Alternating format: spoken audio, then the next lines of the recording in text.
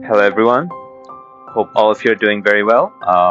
This is my first video, so I've already done like six retake, and uh, it's like something just goes wrong, and I hope this time it's right. Okay, so I hope all of you guys wish me like so. Thank you. Uh, you know, let's start. Right, the anime we're going to talk about today is Grave of the Fireflies. Okay, its Japanese name is Hotaru no Haka. So let's get started. So I first want to open with this line in the movie, uh, September 21st, 1945. That was the night I died. It's actually a line of the movie. Actually, I think it's the first line. Okay, that's the first line. Okay, of Grave of the Fireflies. A line never heard again, and one can wish it will be never heard again. Like truly. Uh, the protagonist tells you he's dead before the story even starts. The word dead here means a lot in this movie. Death is what most of us have to face, so will the characters in this movie. Today I want to talk about why this film still persists in people's mind. Almost 40 years later, this film actually came out a long time ago. And why one single question buried in the middle of it might be the most crucial and significant line in the whole movie. It is that you can only watch once, and that's it. Not out of boredom, not out of mediocrity, but the deep message and signal that the movie portrays is what stays with us. So you already get the idea. Like it's one of those movies that you're going to watch once and that's it. You know, you're not gonna watch it again. It's like it's not one of those movies that you're gonna watch again because the mark that will leave in your body is just gonna stay. Uh, I want to give you a quick context. This isn't pure fiction. It's based on a 1967 semi-autobiographical story by Akio Kinosaka, okay, a Japanese man who survived the American firebombing of Kobe, in 1945. I mean, all of us probably know about World War II and the involvement of Japan, and so this is a huge part of it too. And lost his own sister to malnutrition afterward. Okay, so basically, Akio Kinosaka lost his sister to malnutrition, and that's a very key point. Okay, that is, I'm not going to spoil right now, but that is a very important point. He wrote the story partly as an apology to her, which shows the deep regret and wanting to better ourselves and the world itself. Okay, that matters because everything that feels exaggerated in this film, the hunger, the indifference of adults, the speed of the collapse, happened to someone. Like really, it's true. Okay, it's not like a fake story. This is a story about two kids. Okay, and one of the kids is Seita. I hope I pronounced it right. He's 14 years old. Okay, basically, almost he's in his adolescence, and his little sister Setsuko, 4 years old. Their brave father is away at war, of course. Like their father, I think, was in the navy. Their mother is badly burned in the bombing and dies early in the film. Okay, so it's a scene that comes very fast. Okay, and what makes their bond work? Like Seita and Setsuko, like what makes their bond work? Okay, this isn't. It's just not dialogue. Okay, it's also physical and spiritual if it makes sense. Some Setsuko is almost always holding Seita close to him, holding his hand, riding his back, clinging to his shirt. The animators, oh, sorry for that. The animators uses proximity uh, instead of words to show dependence. A 4-year-old doesn't articulate fear and agony. Like she's just 4 year old. She just holds on tighter and hope for the best.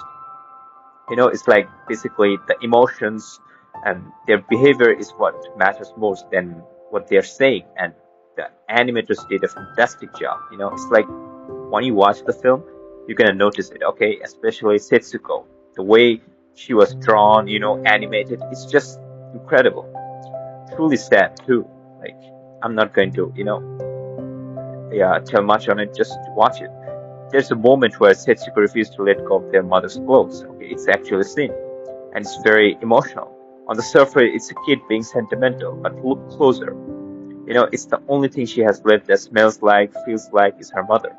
Children don't process loss in language, of course, because they're like what 4 year old. They process it in objects. Uh, This is also where I think the film makes its first real argument. War doesn't just kill people, it kills the people who are supposed to take care of you. And, it's something that we just can't see around us. I'm not going to elaborate on it further, because it's also kind of sad to elaborate on it. Like, if you have basic empathy, basic understanding, and have an open mind and open ears, you can see what's happening around us. I don't have to say much on that. And then it leaves two kids to figure out the rest alone. You know, both Setsuko and Seita. Like, they are all alone. Their father is away and mom just died. They have to figure it out all alone. After their mother dies, the siblings move in with the aunt. This relationship sours fast, not because the aunt is evil, but because food is running out for everyone. She has her own kids to feed. What doesn't make villains, It makes scarcity. Scarcity makes everyone a little crueler than they want to be, which is very key point, It's like it shows us the hard reality, because if you have war, there will be shortage of basically everything and bomb shelter. Free, they're now free, but now completely alone with no adult support. They are just alone. Here's the scene I actually want to focus on. The candy tin. Setsuko has a small tin of fruit drops. They're like, candies basically. Early in the film, it's full. As the film goes on, it gets lighter, emptier. By the time we reach the back half, we just complete the halfway through, she's shaking an empty tin because, of course, she ate all of the candies and now the tin is empty. Listening for a sound, she's, just shaking the tin, listening for a sound that isn't there anymore because it's empty. That tin is doing something, because that tin is very significant. Okay, and I'm going to, say what is happening there. Okay, that tin is doing something most war films do with a literal clock or calendar. It's a countdown. Okay, nobody says we're running out of time. That film just shows you an empty tin and lets you do the math yourself. Like the war is just going on. People are getting thinner. You can literally see it. The malnutrition could be seen. People are not going to go and say that, the war has been going for 4 or 5 months. No, you can literally see that it's been going for 4, 5, or 1 year just by looking around. Abandoned house, dead bodies rotting, people getting thinner, like I said, and of course, tins getting empty. And I think that was portrayed beautifully. This is the difference between telling an audience something and showing them, The candy tin says more about their declining situation than any line of dialogue could, which is incredible. Setsuko gets sick, uh, diarrhea, rashes, signs of malnutrition. Seita with nothing left to sell. Seita has nothing left to sell. He has already sold his mom's clothes for rice. And what happens when you just cannot get any more rice? You start to steal. He started stealing food. Crops from farms, supplies during air raids. He's not a thief, okay? He's not a thief. Again, this brings me back to the point. War makes people behave differently because of the circumstances. He's not stealing because he wants to, because he's passionate. He just doesn't have any option. Are just the brutal reality of wars. He's not a thief. He's a 14-year-old with no other option left. Then comes the Firefly scene. Okay, it's a beautiful scene, the Firefly scene. You should just watch it. I think you've already, perhaps even if you have not watched the movie, you could have already watched it in some reels, Instagram reels, YouTube shorts, because it's so significant and I think arguably very powerful scene. Seita catches fireflies and releases them inside the shelter at night.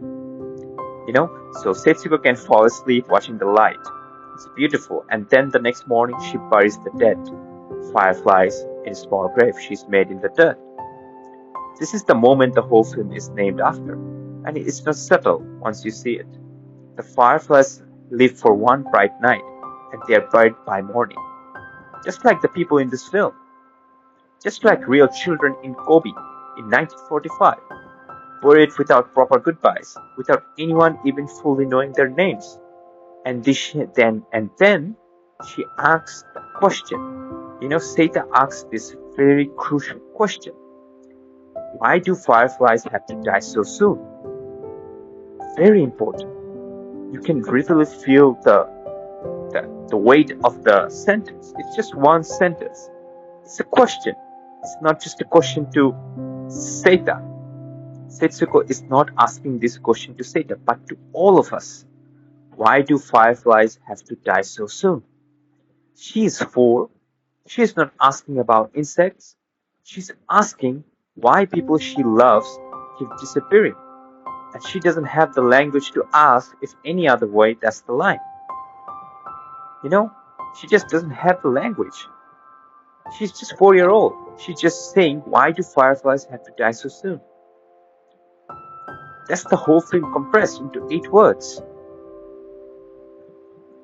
Setsuko dies not long after. This is very, I'm not going to even say anything. The war ends days later. Japan surrenders. The timing is brutal on purpose. The bombs stop, but it's too late for her. Here's why I think, and that's the whole. I think that's the whole film basically. Here's why I think these films still matter. It's 40 years since it released. It's still relevant. It's always going to be relevant as long as conflicts exist and wars exist. It will always be relevant.